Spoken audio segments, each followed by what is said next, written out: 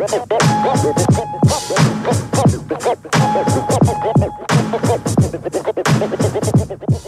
this is Power Card, aka Project Pat, and you're listening to the Baltimore Beatdown Podcast, the best Ravens podcast on the planet.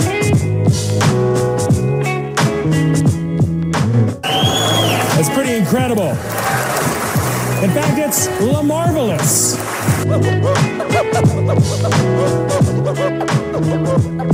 Thank you, guys.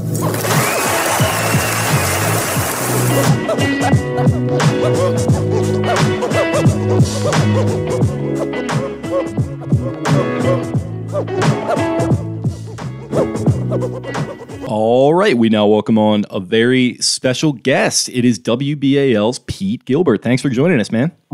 My pleasure. Thanks for having me. Absolutely. So we kind of like to start off with a little bit of background whenever we get a new guest in here. And I'm pretty sure a lot of our listeners are already familiar with you, but I just wanted to start off with a little bit about you and kind of what it is that you do there with WBAL.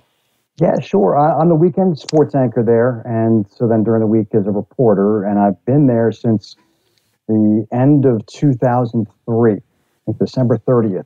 03 was my first day there. And I also, then what's funny is, though, it's a return there for me. I was an intern before I got my start back in 1995, and interned there. My internship ended that summer, and I just didn't leave. I just kept coming in as an unpaid then producer, basically, for another 9 months or so, really learning how to do this job of a sportscaster, what it takes, and was able to then learn enough, put together a resume tape where then a job opened up in Missoula, Montana as a weekend sportscaster there at $14,000 a year. Sent my tape. A couple of phone calls later, I packed my truck and drove to Montana. It's kind of funny how that works. Like we were talking before we got going here, how like I've been doing this for a couple of years, and like you kind of came across us in sort of an interesting roundabout way on Twitter. And like it's just funny that even just like 10, 20 years ago, like that was kind of standard operating procedure. And I think hopefully still is for a lot of people.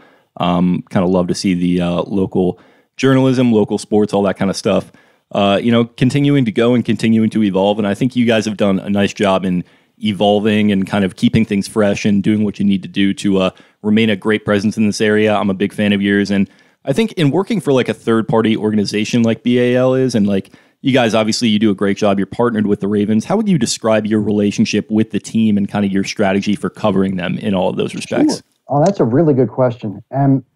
It is interesting. What's been nice is I suspect there are a lot of, almost I'm sure every team has a partnership with a local affiliate because they need the vehicle for programming for, like the Ravens shows, and then we do programming with them. It's just, you got to have that outlet because they don't have a TV or radio station, so they need that partnership. And I'm sure there are plenty of those stations in which you will hear often from the team about what you should do, how you should approach something, who you should not talk about, who you should. Again, 17 years been there. I think we've been the broadcast partner since 2006. So this was our 15th year. Not once have I had the team say, "What are you doing? Why are you doing that?" As when I was working as a WBAL reporter, sportscaster. Now, there have been a couple times, and when I do that, like if you watch the preseason games and you see me do the sidelines reporting during the game, that was where I was actually working for the team. And that's a different story. And it is kind of it's a relationship that is unfortunate because of the way that they have approached it and the way that my station's approached it. It hasn't been awkward at all. There could be times where they would want you to do something you're not supposed to do, and you're like, it just hadn't happened. And I've been very fortunate in that regard. But I view it as simply, I cover the team no differently than I did in 2005 in terms of what kinds of questions would I ask, what kind of, answers would I expect to get. And I think as long as you ask something and it's not personal, you get into trouble when you ask questions and you make, there's an agenda that's clearly driven behind it, whether you attack someone's personal credibility or character in a way you ask a question. If you just want to know why did you do something, and I always view it, these are what the fans want to know. Reach out on Twitter. This is what everyone's talking about. They want answers to these things. So those are the questions that I'm asking. And you ask it in that way and in a non-personal way. There's really no incredible way they can get angry at it, right? I mean, if you present it professionally and you're not, digging at someone, well, I mean, look, this is what everyone's talking about. So what's the answer? And I think that approach has served me well. And again, I think the Ravens have been very good about, okay, that's fine. Now, does John Harbaugh always want to talk about No, he does not. And John can be, really up and down with how he deals with us, and you kind of wonder which day is going to be with John. Is he going to be friendly and open, John, or is he going to be prickly and, shut everything down? You never really know. It's not the same. Like every Friday is not the same. Every Wednesday is not the same during the season. It kind of varies, but that you can always ask the question, and it's not going to be held against you. Yeah, I think a lot of that, and I don't know Bisciotti at all, but I think a lot of that kind of stems from him. I'm rereading Next Man Up. I don't know if you've ever read that by John Feinstein, and it kind of it was wild when he was doing that book because he was there every day and he was just in everything, and it was always so frustrated because he would then, we'd all be in there in the same press conference, and then he would follow Bisciotti into the off room, and I'm like, come on, I want some of that. That's awesome. No, you're fine. That's kind of funny to hear that because he does he talks about his process and getting in touch with them and how he kind of had to convince them a little bit, and Ozzie, who's kind of a laid back guy, was maybe a little bit not in love with the idea, but his interplay with Billick, I imagine, had to be really funny. But yeah, I think it kind of goes back to Bisciotti and him. In the book, Feinstein says that he has the same relationship with the people working in the cafeteria or working at the front desks as he does with Ozzie or Billick or whoever it might be. So I think a lot of it has to go back to him. And like I said, I don't know him at all, but I just think he's a huge part of what makes the organization what it is. But in that respect, touching on what a typical sort of day looks like for you, we're just coming off the regular season of the playoffs here, pretty decent season, which we'll get into, but what does a typical week of regular season football look like for you on the job, and how would you sum up what 2020 looked like as opposed to a typical professional year for you? Yeah, a year unlike any other. Generally during the football season, my weekend is Monday, Tuesday. So, and I circled around because, all right, those are the 2 days. If I'm going to have 2 days together that work the best, because you want to be there Wednesday in general. And certainly before this, it was when you would have locker room access. You would have, that's the big day to talk with players. And you also, of course, get a Harbaugh presser there as well. So you want to be there on Wednesday, Thursday's coordinators, and so that just makes, and then I anchor the shows on Friday, Saturday, and Sunday. And in particular, Sunday is really it's not only game day, it's my Friday.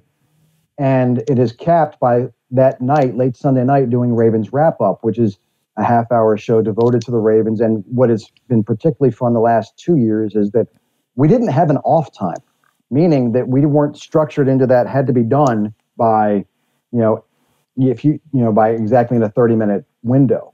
So if we wanted to do 45 minutes of content, we'd do 45 minutes of content. The staff in the control room hated me for this, but I'm like, look, we had this opportunity because it was all paid programming afterwards, and it didn't really matter when it started.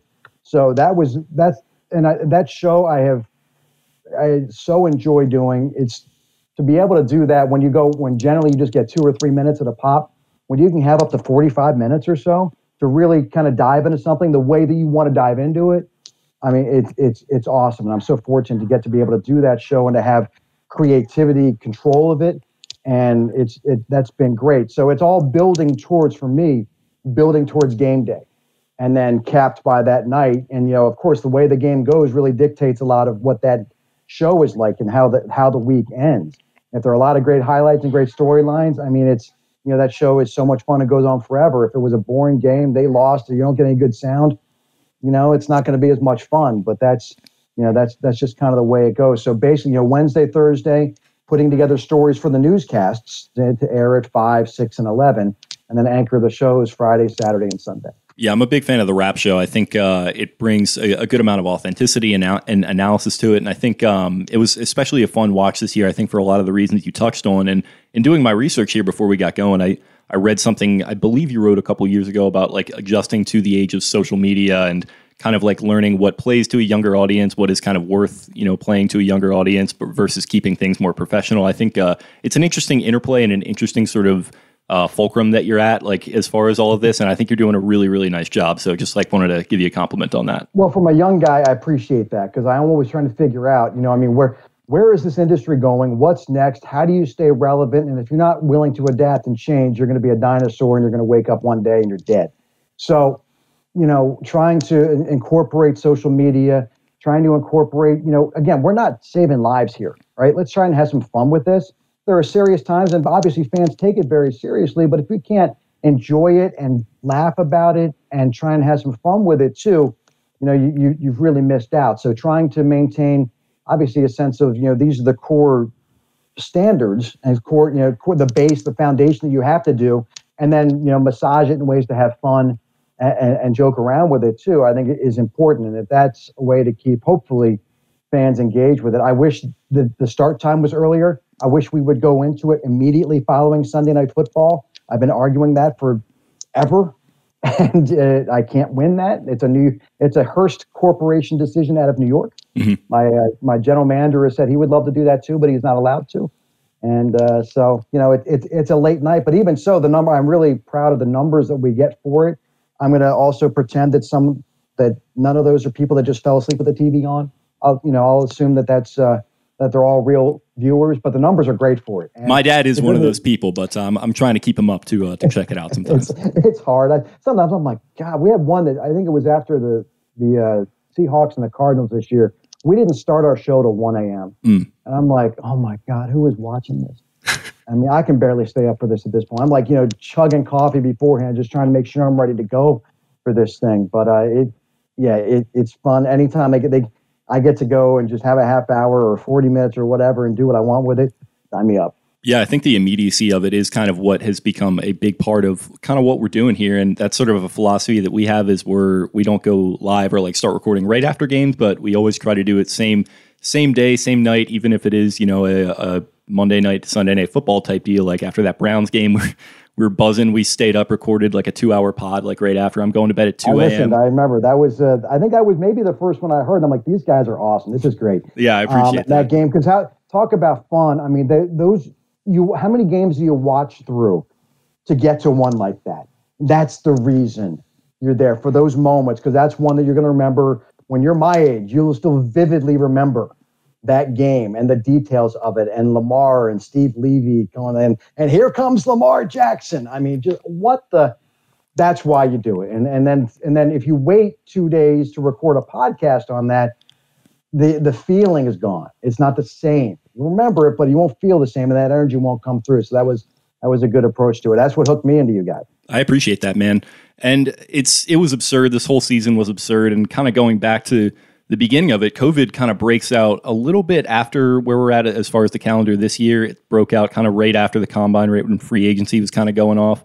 And obviously you have the draft there in April. I know from our perspective, we kind of are allowed to cut it a little more loose, and we kind of embrace the absurdity of it all. I am kind of curious what it was like from your vantage point, kind of covering it. Obviously you do like to bring it, a little bit lighter and try to embrace the lighter side of things when you can, but you do have to play it a little bit straighter than us sometimes. So how would you kind of recall what your approach was and what those days were like?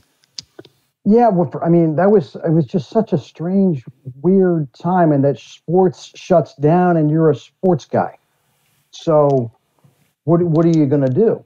And I marvel at the fact that we actually were. Even my schedule then switched. I went to Monday through Friday for the first time since I was working in Fayetteville, Arkansas, back in 2003.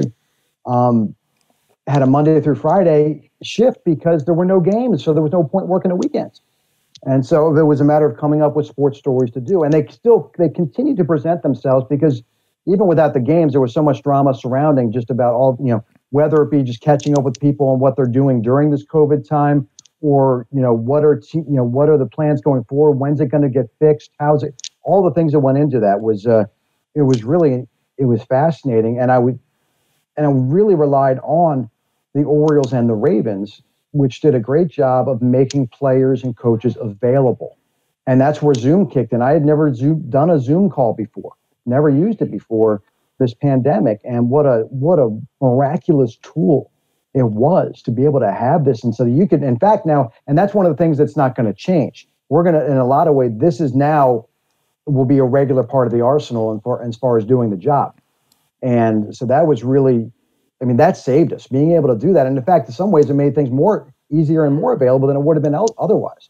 In the offseason, if they're out in Oklahoma, if Mark Andrews is out there doing that, or Lamar's down in Florida, you're not having that availability with them. But now, hey, they hop on Zoom, you got them. And so that actually in some ways made it easier. And the organizations did a really good job of, if not once a week, twice a week, having a player, having a coach, having somebody available just to check in and see what's going on. And how are you doing in off season? What are you doing to stay in shape? What are you binging? All these kinds of things, all the same questions that we all had amongst ourselves, right? To try and figure out how we're getting through this. And so that really, if we didn't have the Zoom, I don't know what it would have been like. But being able to do that, having those teleconferences, really, that saved us through that time. And then also, throughout the season, everything was done virtually, all the press conferences and that's the thing that changed then that I missed the most, being able to then just have a conversation with somebody after the interview or before the interview. The favorite thing that I get to do, I think, is actually when doing the post-game radio show for BAL and 98 Rock, is at a home game, we're in a little bunker that's right outside the locker room. And they would bring in a player or a coach afterwards. So it's right after the game. You're getting them there are no other media members there. And depending upon their mood and how they're doing, you might have a 15-minute chat with them right after the game where they're giving you all the stuff that they wouldn't even say on the record. And you really get the backstory to things. And that's what's really insightful and helpful, and that can help you frame what really is going on. I missed that. We didn't get any of that this year. I'd have done 2 one-on-one interviews during the entire season. And they may not let me do them again because it was Mark Andrews before the Kansas City game Monday night, and he had a terrible night. And it was J.K. Dobbins last week before the playoff loss to Buffalo, and he had his worst game. So they may not let me do that anymore. I don't know. That was rough. But I really missed that interaction, the relationship building. I have no relationship with this rookie class at all. And that's something that going forward, I hope to, we can fix that and get back to it. But I also wonder how much of the team's going to go back to the way things were before. How much are they going to say, sure, you guys all come in the locker room, you can have an hour in there on Wednesdays and have some time on their Thursday, or are they just going to shut it down? Like, no, we'll just bring guys out and maybe we'll do it via Zoom again. I really hope that's not the case, because I think it was a lot harder to tell their story when you weren't able to figure out what was really going on lots of times. Yeah, I try not to be pessimistic about things in that regard, and I think they like the fact that they have a good reputation and that they're obviously a little bit strict with the media and what they can do, but I think they pride themselves on having a good relationship. You can probably speak to that even more than I could, obviously, but that's just sort of the sense that I get. But it is interesting because I was thinking we're going to touch on Harbaugh's presser the other day, and it kind of made me think what happened to the one with Bisciotti? He used to do this every year. He used to come out and do the State of the Ravens, and he's not doing that anymore. After I was talking about it on the pod last night, and the guys were like, yeah, they had all this PR stuff going on, and he was getting tired of answering for it the last couple of years with some of the scandals they were facing and, the tough loss, obviously, to the Titans. So maybe he's just kind of over it and past that. But I do hope there's not some sort of inflection point where there's less access being given as opposed to more, because I think you guys do a great job. And I'm also incredibly jealous now that you mention it, because I had no idea about the 15 off the record minutes there that you get with the guys. That seems like something that must be really, really nice to use as kind of a resource there. There are times, it's my favorite part of the job, because I grew up a sports fan just like all you guys. From the time I can remember, I had a ball in my hand, was playing something, all sports, all whatever, and football was a great love. We grew up, I had season tickets to the Baltimore Colts, and my dad's from Catonsville, and this was, Baltimore sports was, part of my fiber or my being. And so to now then at times be able to have conversations, and it's all about catching them at the right time, because especially when I would get to travel with the team during the preseason, when I was doing that, or even in the postseason when it wasn't necessarily traveling with the team, but you were staying at the same hotel and you'd see guys, and to really catch them at the right time, you might have a conversation that's just unbelievable. I remember one year, I think it was maybe 2009, John Harbaugh, we were waiting to set up a one-on-one interview with someone else. We're in the field house, and he came in for a little jog. And he came over, and for a half hour, it's just telling stories mostly about his brother, which were hilarious. And I can't repeat them because he made us promise that we wouldn't. But you get these moments that just, are as someone who grew up loving sports and wondering what was going on with it, to be able to sometimes have that and find out what is going on is great. It's the challenge then is trying to convince them how much of this can I share? And there's always, because if you go and just say it all, they won't give it to you anymore. There's a balancer that has to go in with that. And you try and always make the case that, look, the more true information is out there, the better that is for you. And sometimes they are on board with that and sometimes they're not. Yeah. It's something that even like in my like limited capacity, like doing something similar, but just like building relationships with people and like somebody like you or like, other people that could maybe like help me or come on the show or whatever. It's like, if you get the number, you get like whatever contact information, you don't want to like overdo it and overcook it and kind of overplay your hand. You just, you want to just be a normal person and build a normal relationship. And I guess like to the extent you guys can do that with players or coaches or whatever, it's got to be like a nice sort of resource to have there. So that's pretty awesome. But jumping back to, I guess, what we got here and where we were at, I think we had just sort of touched on the 2020 offseason. I'm interested because we had talked to some local media people and we also get passes as well, 2 of them to training camp. And that's definitely a little bit of a rite of passage, I think, for the local media here. Did you find that, like, without it going on with no preseason, were you kind of more or less stressed during that August period, like having to come up with like content to do as opposed to just the content being provided there for you, but maybe a little bit less stressed because you're like not on site and having to go in every day and do that kind of thing? What was that whole kind of time period like? Well, with training camp, we still were going out there. Okay. And so they had, training camp when I first started was amazing. It's out, in Westminster, and the way Brian Billick ran it, practice would be, they practiced in the morning, and sometimes it'd be 2 a days, but they always practiced starting, at 8:15. They'd be done at 11:15. At which point, anyone coming off the field, you could just grab them for an interview, assistant coach, player, and they would bring a couple of guys each day, up to a podium setting. But by and large, you could just kind of do what you wanted. You could also shoot video of whatever you wanted too. So you could actually have video then to help tell the story of what you wanted to tell. And you were able to dictate much more. We could look at and just do what we wanted, what we thought was important. We could tell that story. That's obviously started to change. The first couple of years, John Harbaugh had his camp in Westminster, and then, they ended up getting rid of that, and it just reduced and then it was only you could set up something ahead of time.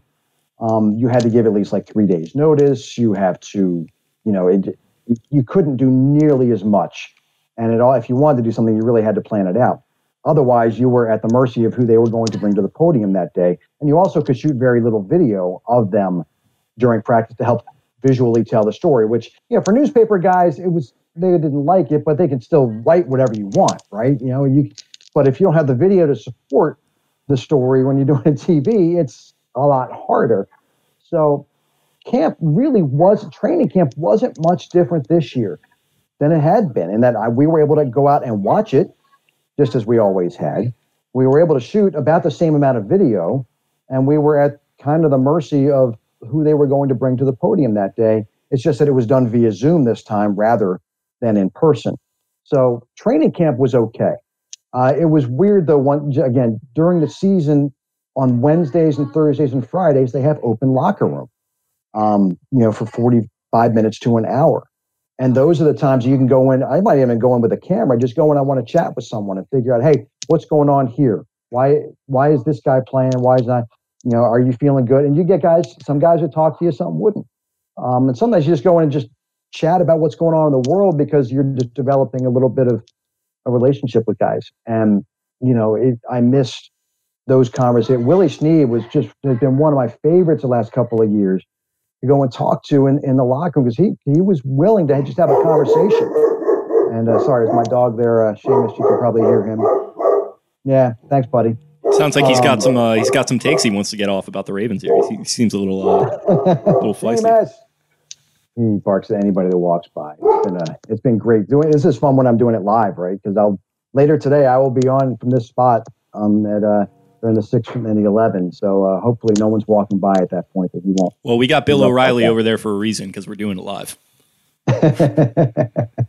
Good stuff. But yeah, that's the biggest thing during the season, missing out on being able to go and just talk to players and not be at the mercy of who the PR staff decided to make available via podium. Now, again, this PR staff, I thought they did an amazing job this year. They were under so much constraints and challenge, and by and large, they did it with a smile. They tried to accommodate. There's a reason they've often won the award for best PR staff in the NFL. And, I give them a lot of credit. Chad Steele, Patrick Leeson, Tommy Valente. I mean, they really went above and beyond this year. But it'll be interesting to see how much we go back to what we had before. And I really hope we still have those opportunities to go speak with players and coaches off the record. Yeah, I find the whole access thing kind of funny because right as they move away from Westminster and they go back to the castle and some of the video restrictions come up is right around the time that everyone all of a sudden has a high def camera in their pocket that they're walking around with. So just kind of a funny dynamic. And obviously, I mentioned the two passes that we get, Kyle and Voss, who are our two guys that, kind of run the website, got them. And then Spencer and I were there, as fans, just kind of crowding the ropes and see what we could. So it's just kind of a funny dynamic. I do like training camp a lot, even to this day. I mean, it's still enjoyable, absolutely, to watch it and just get a feel and just watch, because you still can tell the battles. What was interesting this year, because there were no fans, you really could hear the conversations between the coaches and the players going on. And that was much more enlightening, as we've seen during, how many broadcasts, right? Have you learned and heard things you can't believe you heard? Watching David Culley working with the wide receivers and just, really get on James Prochet during a drill was really interesting to hear that dynamic and then watch how he reacted to it, and that's so much a big part of it. How do you handle that criticism in the moment? And and he stepped up and went back to the beginning of the drill and did it right. And then Culley really got on him as in a positive way. And it was that kind of dynamic that you didn't really maybe get a chance to hear specifically how it was playing out. That was, I guess, one advantage for this past year. Yeah, so that's maybe enough of me kind of nerding out over your approach and kind of looking at a little bit of nuts and bolts football talk. Prior to the season, I guess we were just touching on training camp. So I guess right around that time, as we were going into week one, how did you kind of see things shaking out for this team at that time? Did you see them as a rock solid Super Bowl contender? Because I thought that they would be in the mix, but I didn't totally believe that they had all that they needed to get it done. And obviously it wound up shaking out that way. So I don't want to be sitting here kind of tooting my own horn or whatever, but that was just the way that I saw it. How did you kind of see things for them at that time? You hit 11-5 and you said a playoff win. You should toot that by all means. But because the offensive line was still, losing Yanda was just such a, it was surprising when he did it. I really was. I really thought he would be back because two reasons. One, he was healthy. Two, he was still really good, and then three, because we were running the ball 60% of the time. As an offensive lineman, you love to run the ball. So why would you not want to come back after winning 14 games in the regular season and try and finish this thing off, go out the way he had seen, some of the all-time greats go out before, aka, Ray Lewis, right? Why not try and replicate that departure? So I was surprised, and they just never adequately replaced him. And, maybe Tyree Phillips is the guy there. I think he's certainly better suited inside than out. So that's, and again, he could, Marshall Yanda talked about his rookie year, how much he really struggled and took him a while to get going. So there's certainly, it's not like, anyone should write Tyree Phillips off and he might be the guy, but there's no guarantee that he is. And you combine that with the center problems. So you're like, all right, the offensive line isn't going to be as great. You just had the turmoil, and on the back end, as Earl Thomas, clearly was not part of this, wanting to be part of this team. And I still regret that I wasn't out there that day. It was one of my off days to watch that. The one great day to be out there during camp when so much of it is just boring and nothing happens. The blow up happens. So that was, that's a real locker room kind of adversity they have to deal with. And it's something obviously the front office wasn't planning on, and you've got to make amends to. So that was just a little bit shakier ground, heading into, from the year before. And the greatest challenge Lamar Jackson may ever have in his career is living up to 2019. And when you have a year like that was an historically great quarterback season, and you win 14 games, but you don't ultimately enjoy postseason success, even though we got to win this year, it's still, he's going to have to deal with that. He didn't Did he, is he the passer that he's going to be? Is he going to throw 36 touchdowns to 6 interceptions again? In year number 2, did he peak? There's going to be a lot of people that want him to have peaked at that point, and that's something he's going to have to deal with forever. And I thought the weight of those kinds of pressures this year certainly affected him for part of this season, trying to be somebody who maybe he wasn't. And he did change that. He did figure some things out, as witnessed the 6-game win streak that they enjoyed. But going into the season, I thought they'd be very good. There was no way they weren't going to be good. Too many of the pieces were back. It's a solid foundation. You have the everything you need in place to compete. And I think really as a fan base, every year, what more do you want? You want to go in with an opportunity to believe you're good enough to be a postseason team, and then to get into the dance and fight. So, that's, I think, you should reasonably hope. That's what you want to hope for your team every year.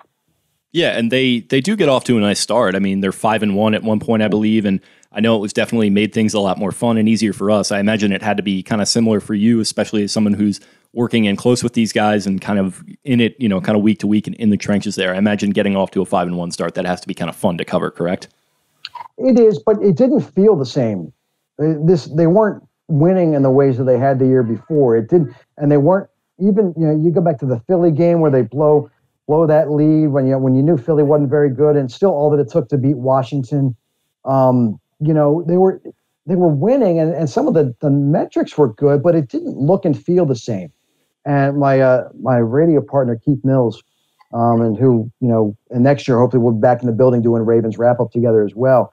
He was really like, we're seeing a lot of the same thing. We're seeing a sloppiness that wasn't there the year before, and some of the discipline that had led them to not, because the discipline combined with the talent and scheme is what led them to blowing teams out. And then we started to see some of that slip away. Week 1, obviously, it was Cleveland who was totally undisciplined and paid a tremendous price for it. The Ravens, it didn't even really have to do that much to blow them out. Cleveland handed them a blowout win. And, we can, the win in Houston, you see, Houston really wasn't very good. Deshaun was great, but this was not a great team. And that bore out. So there was, even at 5-1, I thought there were some question marks. And then those question marks, and we're like, I'm not really sure. Yeah, the middle of the season, you're like, oh yeah, there was reason to be concerned. And not finding a way to stay disciplined and win, even in a monsoon against the Patriots team that, how you lost to a guy that can't throw the ball that will go. If they didn't make the playoffs, that was the game I'd look to be like, man, you let that one get away. You were just a much better team and somehow didn't win. Talk about weather all you want. Pat Queen, not defending a throwback pass when he was there to defend a throwback pass. Those kinds of things stick out. Not being able to snap the ball again, from Matt Skura and that one. Things you just have to find a way to be able to do. We started to see that then in the middle of the year. Yeah, I think you put it correctly there. And maybe I'm not really sure what kind of answer I was expecting, because now that I think back on it, I think you're totally right in that it didn't 100% look that way. But the record was there. And I think I almost asked that to frame the next question, which is like, as somebody who's a little bit more plugged in than we are, after that happens and they fall to 6-5 and the COVID outbreak is raging, did you have kind of a sense for like what the mentality inside the organization was? Obviously it's not good, but like if you have any like insider stories from throughout the past season you can recall. I think it was good. Mm-hmm. That was the galvanizing point. And that was the moment where they're like, all right, we're no longer favorites. Our backs are truly up against the wall. We remember that we are talented. And if we just stop, doing some of the stupid little things and go out and fight with some discipline, we'll be good. And they knew that, and they also knew the schedule-wise was going to allow them a little room to figure some of that out. And that, so, I'll never forget doing the post-game, the radio after falling, after the Pittsburgh loss, the one that was postponed 3 times, saying that, you know what, because the way that team came out and played with not a who's who, but a who's that group of guys on the field, if you're out there, if you are one of the 9 starters not available to play, and you watch these guys fight their asses off against Pittsburgh at Heinz Field, a team that was undefeated, if that didn't inspire you and galvanize you, nothing would. So I think that just going by the history of who this team was, how John Harbaugh was going to channel that and funnel that into the nobody believes in us, which is when they are at their best. I was not surprised. And I think that was the history suggested that's how they would respond to it. If they hadn't, I would have had real questions about the staff and kind of organizationally where they are if they hadn't responded in the manner in which they did. Yeah, and I've given Harbaugh tons of credit on here for that. I think he's a guy who, as much as people like to get on him for X, Y, and Z reasons, and the fact that he's not this like offensive, young, fresh guy that a lot of people are fixated on, he's the guy to me for the foreseeable future. And I think his job in helping the team to rebound in the way they did is a reason why for that. And obviously, like, there's a lot of tangible factors as to why they rebound in the way they do and they go 11-5. I think an easy schedule contributes. I think some of the stuff they started doing schematically really contributes. But is there one thing that you can kind of point to that a typical fan may not kind of look at immediately as a factor for why they were able to turn things around like that? Well, during the stretch when they weren't winning, part of it too, they stopped running the ball as well, right? And that was the real concern because, that is their identity. And what they had to do was figure out how to redesign, how are we going to use Pat Ricard now that Nick Boyle isn't there? Okay. How are we going to run the ball when it's now Orlando Brown over on the left side, and then it's, either DJ Fluker or Tyree Phillips out of the right, and it's Ben Powers the right side. What is this group's strength? And it took them some time to figure out the best way to do that. They started using Pat Ricard in different ways. And he was going to have to be the key to all of this because he was going to have to be that sledgehammer, and that Boyle did it. But you still but he's not just going to play tight end. So there was some time to try and figure out how best to do that. There was also the realization that J.K. Dobbins is going to have to be a much more integral part of this offense than Mark Ingram, and that reality was finally accepted. And that was a hard thing to do because of the role and in the respect that Ingram had in that locker room, to not play him. While it's an obvious thing to do if you're just on the outside in looking at it, was not easy to do in that locker room. It was not easy for the coaches to do. It was not easy for the players to internalize and accept that. But if Ingram isn't the leader that he is, that gets really ugly. And they probably find a way to not win all of those last 5 games they had to win to get into the playoffs. So there were that combination of factors of finding themselves and kind of changing a little bit schematically of how they're going to approach in this run game, how to spread things out again and create some of those running lanes that were not there during the stretch when they were just really struggling with it. And they had to kind of find out how best to do that. And it just took a little time. And that's where I think you have to give so much credit to the coaching staff, to the self-scouting that was done in season to change things up and how they approach a little bit and not just keep doing the same thing over and over thinking we're going to 2019 again. And then you combine Lamar Jackson's willingness to go ahead and, you know what? The best feature I have is I'm the greatest running back in the history of the NFL. And I have to be willing to use that and take off and run more and get the first downs and pull a 3rd and 8 and make it a first down. Even a 3rd and 15, I could run and get a first down. He had been less willing to do so in the first half of the season. And as he was trying to live up to some image of what he thought he was supposed to be. So the combination of those things allowed them to change and find themselves out a little bit more. And that's what made, frankly, the offensive performance in Buffalo so surprising. That they had seemed to figure some of these things out and then just regressed in terms of, execution, discipline. That was, just the not catching the ball, the short passes to Dobbins. It's like, we just hadn't seen that. You have 4 bad snaps. You have 9 penalties to 3. That the level of focus and execution and concentration, when you needed it most, that we had seen over a 6-game stretch gave way. And I think clearly some of that has to go to the wind. I think that really was a factor. And we know that it was because Josh Allen had they had 220 total yards. That's a damn good offense. And from Buffalo had 220 yards and 10 points. So the weather was a factor. It was, but they didn't find a way to execute through it. And they made the mistakes in it that Buffalo didn't make. And they paid the price for it. Yeah, and we're definitely going to get into that. I did want to touch on the first playoff game and kind of the the way that all that played out with them having obviously the loss last year in the playoffs, they lose again this year.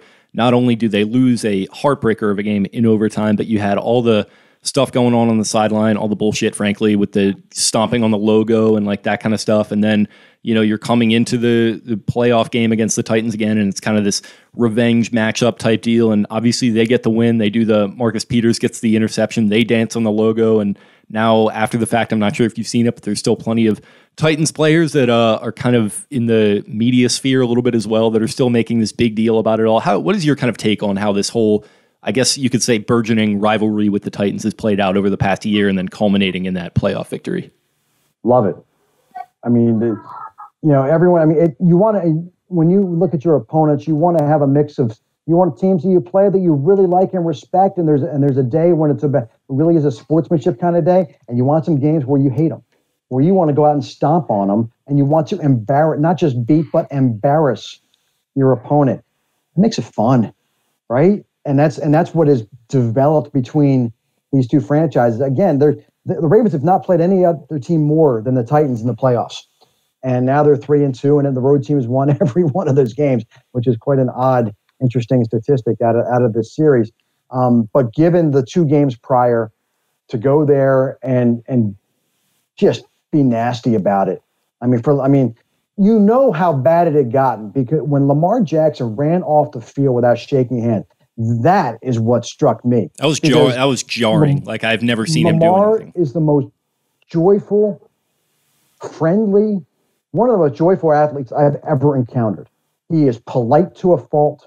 He is, and so when he just scoffed and snarled and ran off the field saying, "No way am I going to shake your hand," I'm like, holy crap. That tells you how real the dislike is between these two teams and the level of what they both feel as disrespect for one another.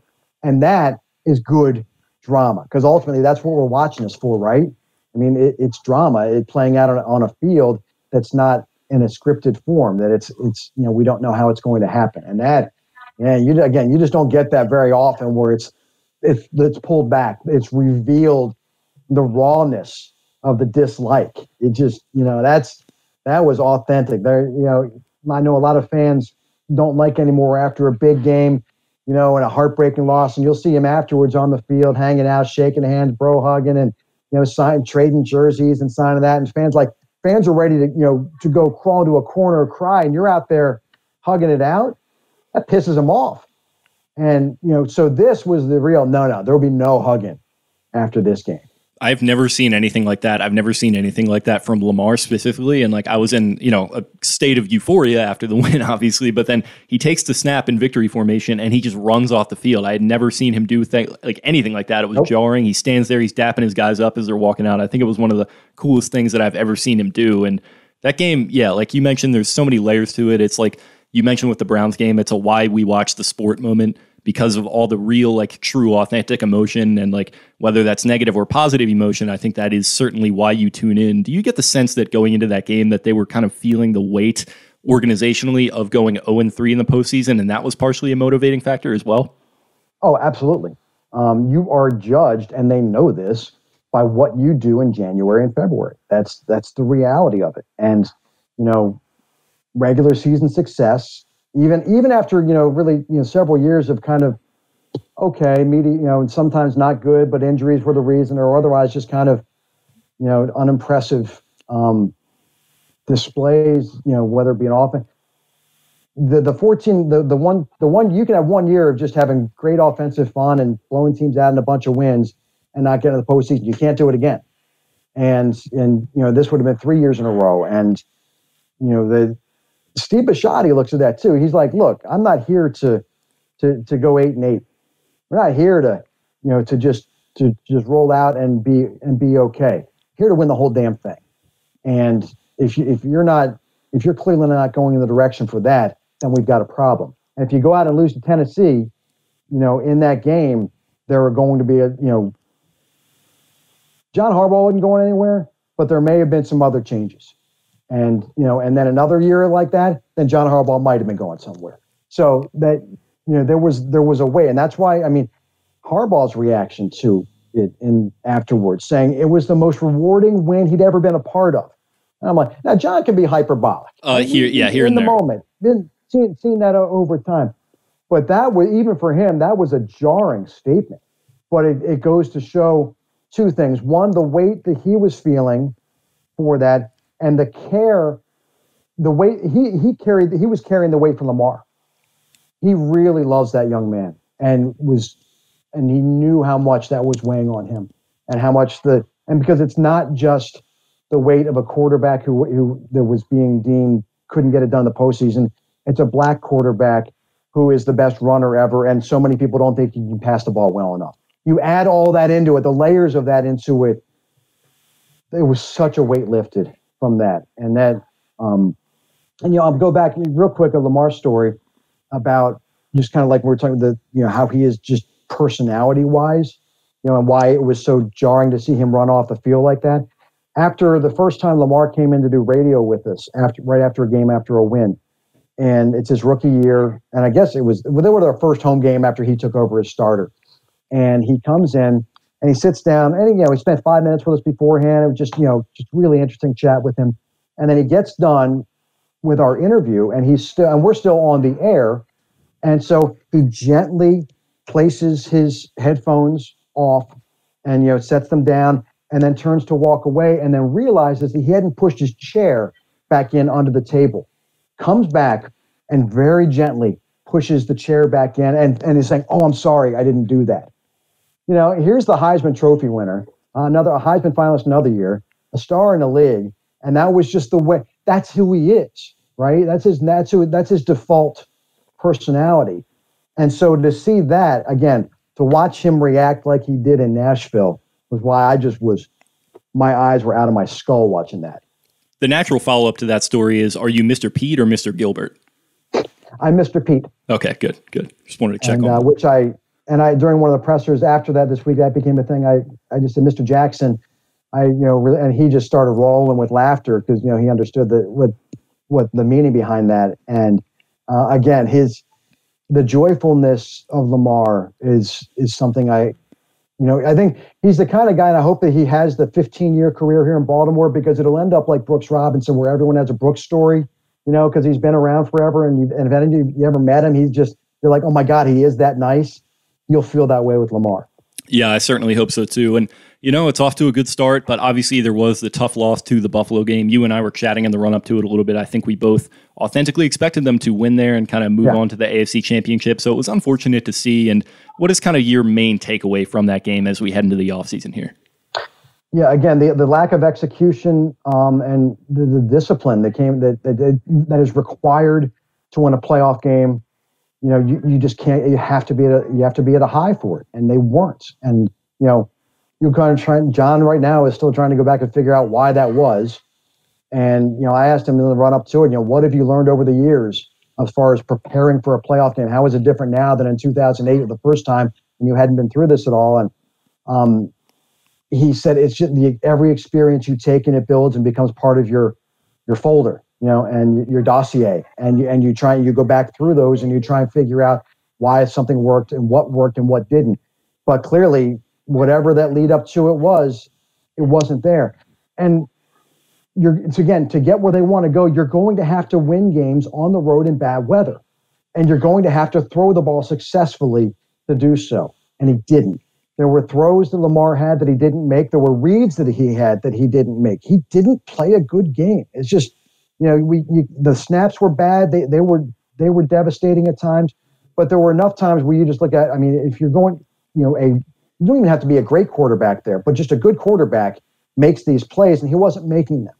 And then the sad part is that he gets hurt, and he doesn't have the chance then to overcome that, because it was still a close game. It was still close enough that it could have, and because it was the third quarter when he got hurt. He still had a whole quarter if he'd been healthy to try and find a way to overcome.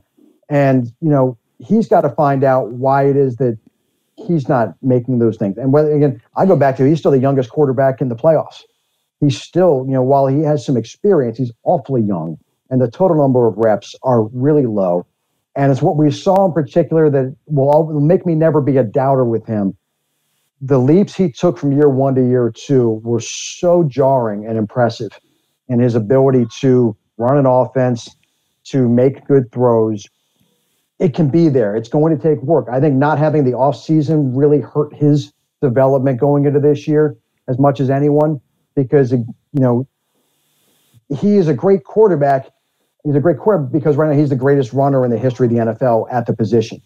And he's been, adequate overall when it comes to the rest of the job being the quarterback. Those two together, when the ceiling is high, can lead to an MVP, and when it's not, it's still 11-5 and rush for 1,000 yards and get 11 wins.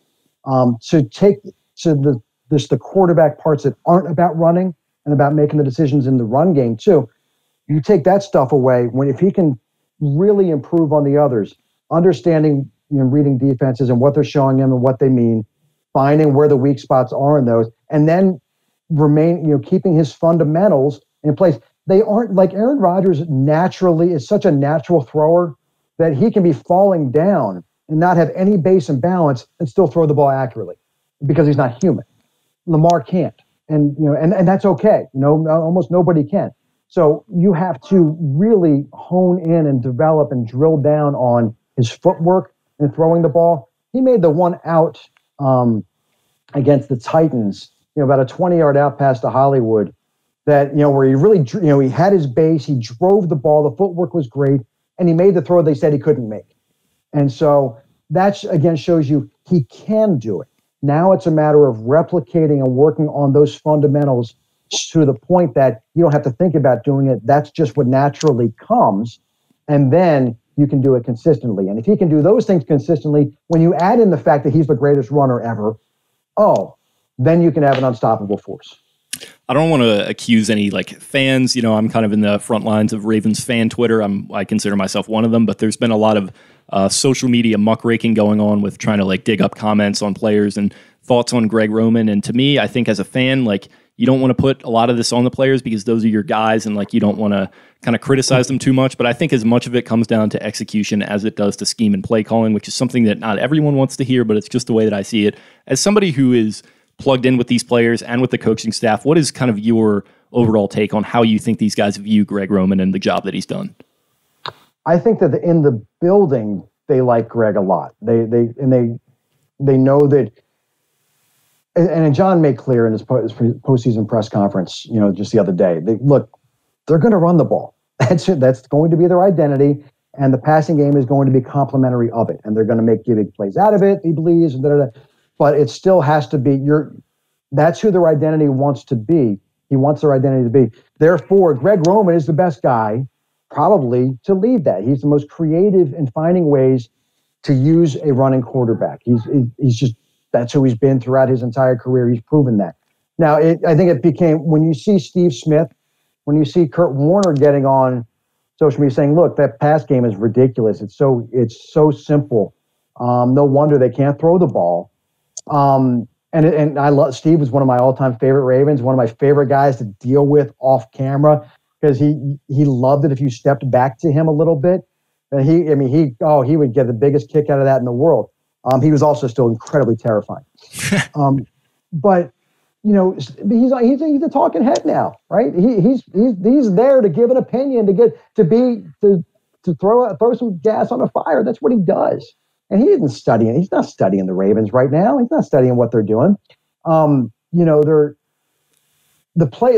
plays were there to be. If you go back and watch hey, anyone can get the NFL Game Pass, and you can go and look, and if you look at the plays and take the time, you can see that there were guys open, there were guys to throw the ball to in this incredibly simple pass offense that just plays weren't made.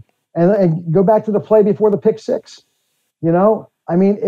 It's a perfect play design. And Dobbins misses the block. And Tyree made it too easy for Dobbins to miss the block. That's still when I get a chance in the offseason, I want to talk to somebody who was a part of that play, figure out how much of that is Phillips, how much of that is Dobbins, and why was that so egregious? Because you have a guy on a crosser in Hollywood running who is uncovered, and to not have enough time to get him the ball was just egregious. And is that Roman's fault? No, it was a great play call. It was a great play design. They just, they didn't execute it. And it's 10-10 if they do.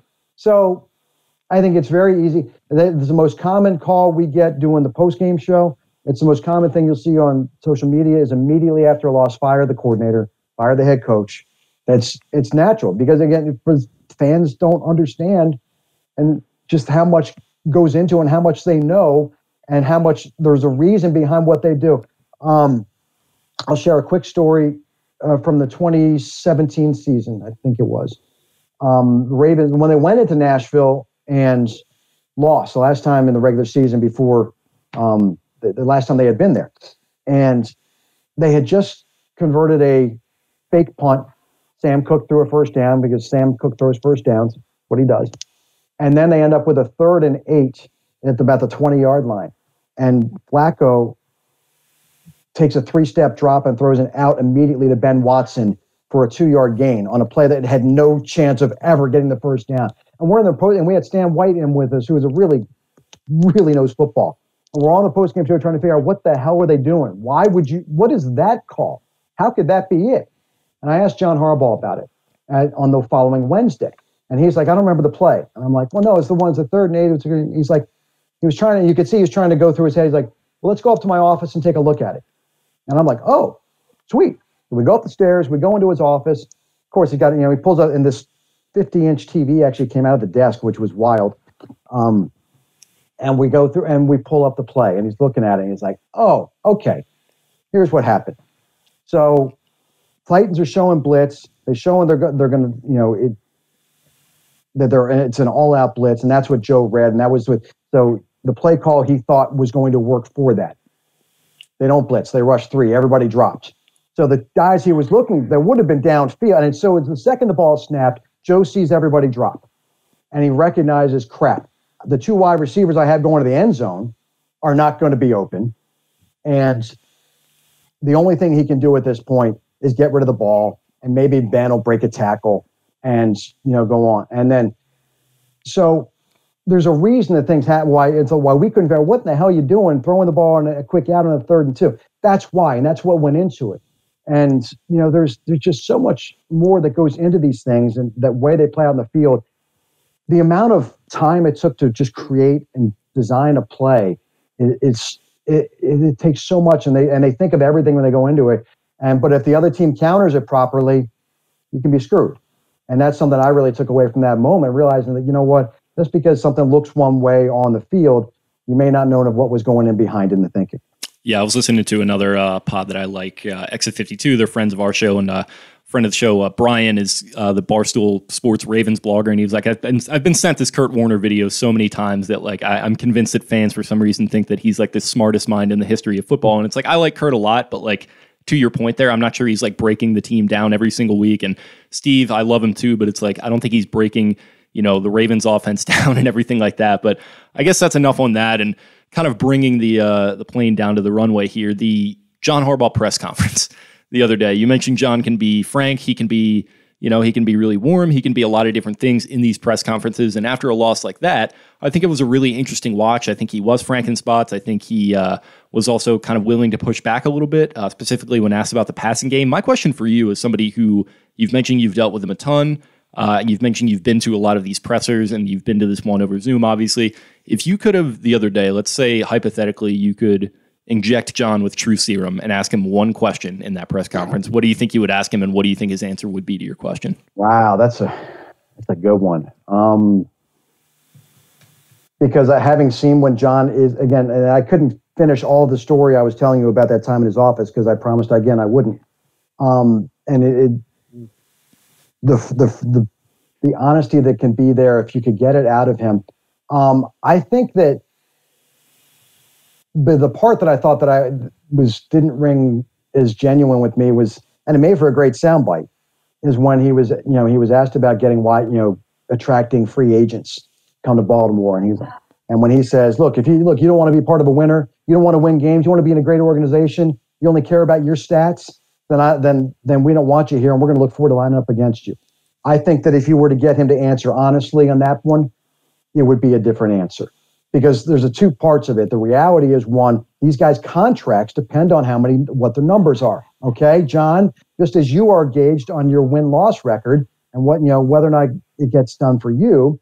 And by the way, John, when you get it done, it doesn't matter how it's done, whose numbers, what they are, only that you win. That's what you're judged by. These players are judged by what kind of numbers they put up when it comes to the next contract. So, yeah, that was a dishonest, and I thought an easy way to just build an idea of a football player should just want to win. Well, it's a job. It's a living. They're trying to support, do the best for their families that they can. And so if you're going to come to a place and you're only going to get 70 targets in a year, 80 targets in a year, and you're a number one level receiver, why would you want to come here? I'm sorry. I think a true serum answer there would be, we better start doing better in the pass game so that we can attract guys to come here a little bit. You want to make it a place to attract. Now, there are certain guys like a Willie Snead who totally buy in and are happy to block their butts off and then catch the ball when it comes their way. He was a guy that typified what fans like and what John would speak to about playing like a Raven. You need and want guys like that. But it's disingenuous to say that's the only kind of player you should want, and that's what all players should be like. Because if you're going, you got to make for your living. This is a job, and sometimes that flies in the face of what is best for the team. If you don't reach that escalator in your contract, yeah, are you going to give it to me anyway because I blocked my ass off? No, you're not. So it would be more fun to hear a franker assessment of how they would try and go ahead and improve this pass game. That would be fun to hear, John under True Serum on that. Yeah, I think that would be fun, but I think it did make for a lot of fun content with him kind of pushing back like the fans all kind of getting up in arms about that. We had people that write for the site who I love, and I'm like, guys, he's not going to come out and throw everyone under the bus. I think Jeff Zrebiec had a great kind of tweet summing that up, that he's not going to throw his coordinators and his players and stuff under the bus, and he is kind of the voice of the postseason postmortem press conference now. Like I mentioned, Bisciotti isn't anymore, so he kind of has to walk a little bit of a tightrope there. And he's a guy who, you've mentioned, I'm just eminently fascinated by him, and kind of my goal obviously is to be doing podcasting more seriously at some point, where one day maybe I can get him down for an in-person interview over a couple beers and just get him to be as frank as possible. I think that would be a ton of fun. But moving to the last Ravens question here for you, if you had to use one word to sum up what you think this 2021 offseason is going to look like for them, what do you think it would be? In terms of roster building or just training? Whatever you want. I think that the ability to have a more normal, I'll put that in quotes, normal, air quotes on that one, off-season is going to be incredibly beneficial. There will be all OTAs, I think. They have discovered they're going to do football through this pandemic. And, that was the thing for a while. They had to decide and figure out if they could and would. And once they decided to do a season, they realized, and now they've gotten through it, that will continue through the offseason. So in that regard, I think the possibility and potential for growth is great for this team, because there is a really good group of core players that are going to be back for next year. And I do think that Eric DaCosta and his group are as competent as any in the league when it comes to trying to build a roster. I expect that this roster then to get better than what we saw heading into 2020 going into 2021. I think that it will be better, and I think it will be better on offense. They don't often make clear kind of what direction they're going to go. They in fact, we call it the liar's lunch, the pre-draft press conference. There's a reason for that, but they have made clear the offense is going to be a focal point, because the defense is locked in. And by and large, you already got to make a decision on Ngakoue and Judon and Derek Wolfe, but by and large, pieces are there. So the core is coming back. It's pretty well set.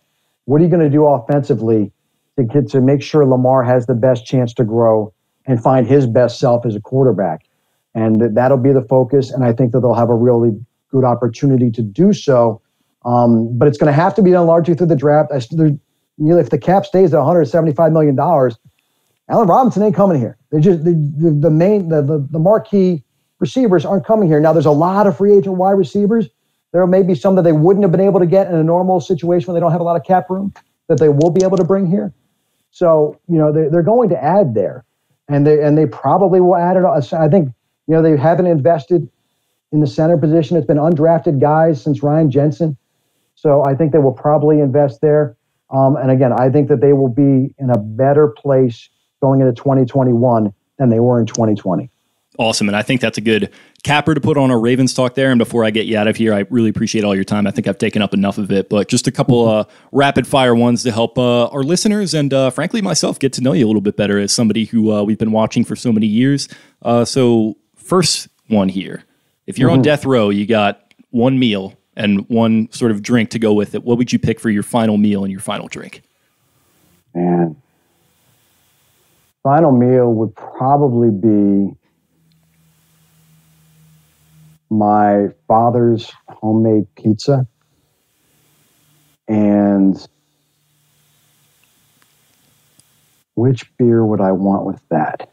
One of your finer IPAs to go along. I don't have a favorite. I love so many of them, but I will say that the Goose Island Christmas beer this year was surprisingly very, very, very good. But my dad is parts of me wish he had ever opened a restaurant because he is such a wonderful, wonderful cook. And his homemade pizza, Pop's Pizza, it's the real deal. It sounds a great answer. I like the homemade spin there. I feel like a lot of people don't always go that direction, and I really like that. What is your favorite musical genre? Rock. What I've been listening to mostly now, the Glorious Sons. They've been what I've been working out to. Enjoy them. I think I found them really over the pandemic. Hadn't really heard them before. And my favorite song of that, Mama, will always get me going. Very cool. Very cool. If you were not a sportscaster, what would you be doing for a career? Oh God, terrifying part because I have I'll tell you what, I would be probably a campground manager. Awesome. Didn't see that coming, did you? I did not, but I do like that a lot. I think that might tie in a little bit. What does a perfect day look like for you? Perfect day is 18 holes in the morning where I break 80. And then I get to the beach in the afternoon for about 3 hours of hanging out on the beach with the kids and day drinking. And with my in-laws in particular, we go to Cape May every summer. And it's as the kids have now grown up, as I have teenagers now, we're able to just don't have to keep your eye on them every second. A day in the afternoon at the beach on a 85-degree day in Cape May, and then capped off with maybe a concert in the evening. You know what? I may even go on a day after a day like that. Maybe a little Darius Rucker in the evening would be some fun. Maybe a little Kenny Chesney too. That's a great call. You got any favorite tracks up by Cape May? Well, Cape May National is legit challenging, and that's a good one. And you can get there in the afternoon during the summertime, and the rate really drops. So sometimes we will do that. The morning rate's pretty rough then. They're about $115, $120, but no, we don't make the money like we used to in this business. I've heard the tale of some of the guys that used to do this job making crazy bank. Not so much anymore. Yeah, that makes sense. They pay me to talk about sports. Am I complaining? Hell no. Exactly. I still have a job. Exactly. And my goal this year is to break 90. I've been playing consistently for a couple of years. I've been flirting with it, so we got to get out there someday. You got to give me some pointers. Absolutely. And last one here for you is, what is the first big thing that you really want to do once COVID kind of starts to enter the rearview mirror here? My kids, I have 15-year-old twins and a 14-year-old, and that have gone through these 10 months with the best attitude I could hope for. They have managed to keep their grades. We didn't have a B in the house last semester, and they have done so without complaint. And so I want to go with them and my wife, and some sort of vacation, let them choose, because they've earned it. And whether that be a beach in the Bahamas somewhere, if they want to do go get a couple weeks in Europe, I'm like, our credit card, our travel credit card has been racking up lots of points. So that's what I'm looking forward to. That's awesome, man. Well, God willing, you get it really soon. God willing, we get back to normal really soon. And I really appreciate your time here, man. This has been one of the most fun chats that I've had in my time doing this, for sure. I really appreciate you reaching out, all your kind words, and all the help that you've kind of, I wouldn't necessarily say promised, but all the help that you've offered. I think it's something that I certainly hope to take advantage of as we move forward here. And thanks a ton, man. It is my pleasure. And as I've gone through this business, so many people helped me get to where I am. Vince Bagley, who recently passed away, offered me an internship almost out of the blue, and it changed my life. I don't have this career without that. And then so many that then helped teach me along the way. If I can help those that are clearly serious about doing this too, I'll give my all.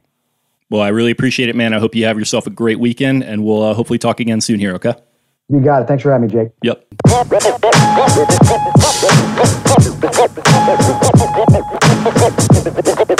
All right, thanks a lot. Appreciate you guys. See you later.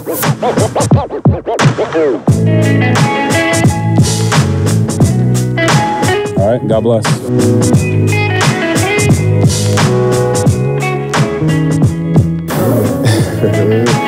Hell yeah.